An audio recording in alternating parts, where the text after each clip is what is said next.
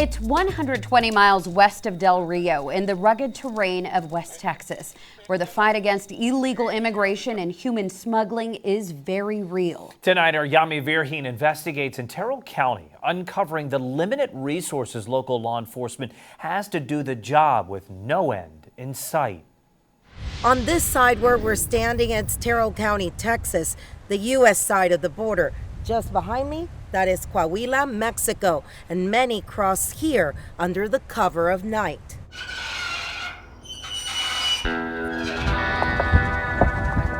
This time of year, the hues along the roads and hills of West Texas are pinks and lilacs, as the cenizo grows peacefully under the Texas sun.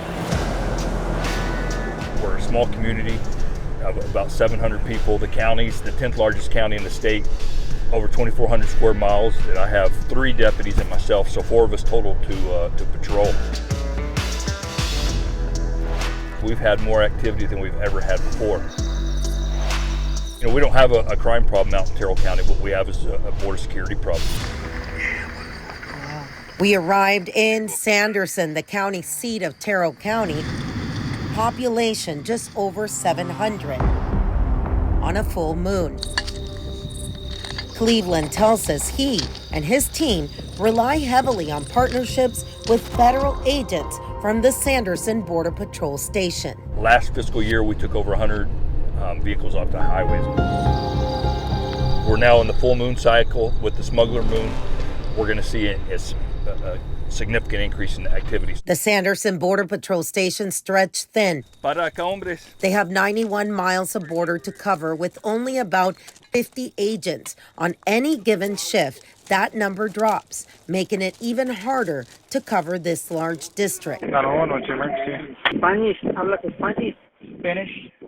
Buenas tardes, oficina del alguacil. Es que me quedé aquí abandonado en el desierto con un señor que no sé, creo que se está deshidratando, está alucinando. When 911 calls come in from migrants left behind by coyotes, lost, hurt, and sometimes dying, law enforcement struggles to respond quickly and find them in the brush. No se mueva de ahí, tengo sus coordinadas. Con las coordinadas nos vamos a encontrar. Nos va a tomar un tiempo llegar hasta allí. These men were found separately, all lucky enough to be found alive after calling 911. Right now we're traveling just west of Sanderson. Border Patrol has a group spotted on camera, night vision camera, and it was actually detected earlier in the day with the CBP UAS, unmanned aerial system, the CBP Predator, just like the ones they use in the military. Aquí está.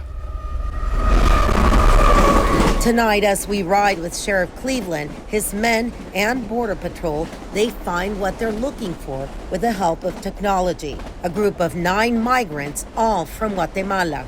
No hay trabajos. No hay trabajo, pero no pagan. si no paga bien. The youngest is 19 and was heading to Missouri to live with his sisters. Border Patrol will process them, and it remains to be seen if they will be released or expelled from the country. In the morning, Sheriff Cleveland, who's a Sanderson native, takes us to the coffee shop on Highway 90 before we head out. Yes, it's the only one. The Ferguson Motor Cafe is owned by a couple originally from San Antonio. Honestly, directly, no, we don't see much effect from it. We see a lot of the people coming to work the border. You know, there's the big Border Patrol station here, DPS, Texas Rangers, National Guard.